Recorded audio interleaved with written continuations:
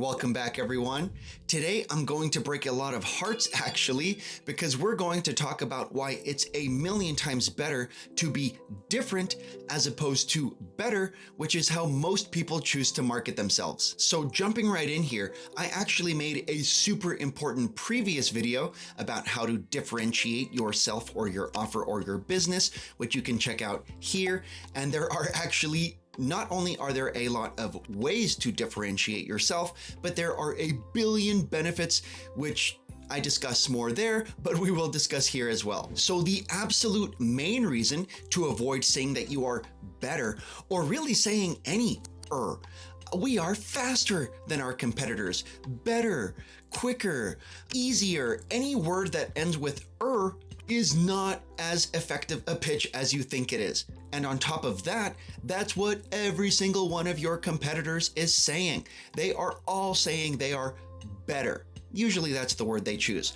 But beyond that, they will say they're faster or quicker or easier or something else like that. Similarly, although analogies are extremely useful and good, you have to be kind of careful about how you use them. Because, for example, you don't want to say, we are the Apple of microphones. We are the BMW of water bottles. In other words, you don't want to compare yourself to somebody else so directly, because that, let's be honest, that's just another way of saying we are better than whoever is next to us. Now, what you are aiming for here is to be different, which is a billion times better than being better. Now, there's a few ways you can do this, but one of the most common ways is to use a superlative. In other words, to be the best, or even, no, let's not say worst. So let's say cheapest, most expensive, best. Just something that shows that you are either at the top of the ranking or at the bottom of the ranking, if that's perceived as a positive, such as with pricing. But as a little side note, it is definitely, in 99% of cases, not a benefit to be the cheapest, especially not the second cheapest. And in most cases, it's not worth your time to be the cheapest unless you have a lot of scale. But anyway, the point is that besides being better, you are looking to be the best. So if you say, I am better than the next guy that makes black microphones, it's better to say, I make the best microphones for podcasters. Now, that does add a little bit of a wrinkle, but you notice that by separating my category, that makes me the best.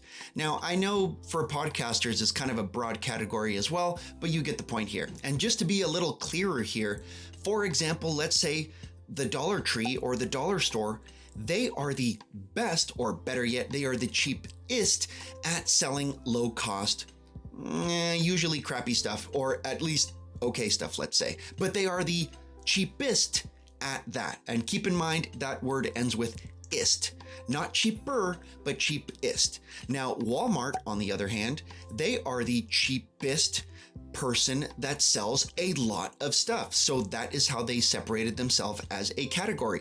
Target, they have the highest quality, relatively affordable stuff as well. So I know there's a lot of different examples that you could look at here, but the point is that if you look at any successful business or product, they are the something-ist in some category.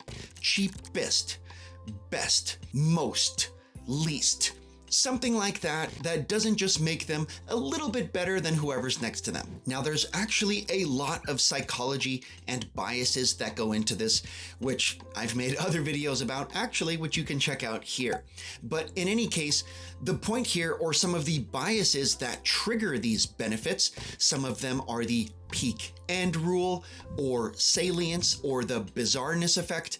Anyway, the point is that if I tell you, my green water bottles are a little bit better than the next guy, you probably won't remember that.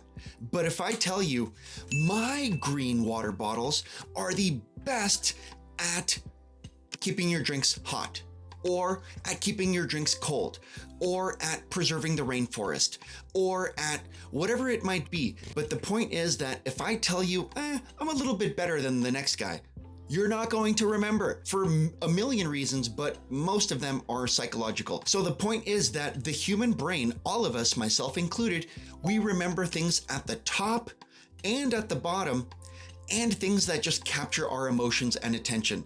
And being better just doesn't do it. What does do it is being the best. And even if you are just a little better than your next competitor, which to be honest is probably the case, then narrow down your category or your niche or your target market or customer or purpose or whatever it might be or anything like that. But the absolute best and most important reason to be different as opposed to better is to hit the like button and subscribe below if you learned something interesting today. I know today was a little bit of a quickie, but this is extremely important. You know, I'm probably going to make more videos about this because it's so important. I don't mean to underemphasize it. In any case, for more help differentiating your business, your offer, your product, your service, or whatever, then definitely grab my workbook in the links below. Or of course, you could book a free strategy call with me there as well. Well, that wraps us up for today. Thanks everybody for stopping by, and I'll see you on the next one.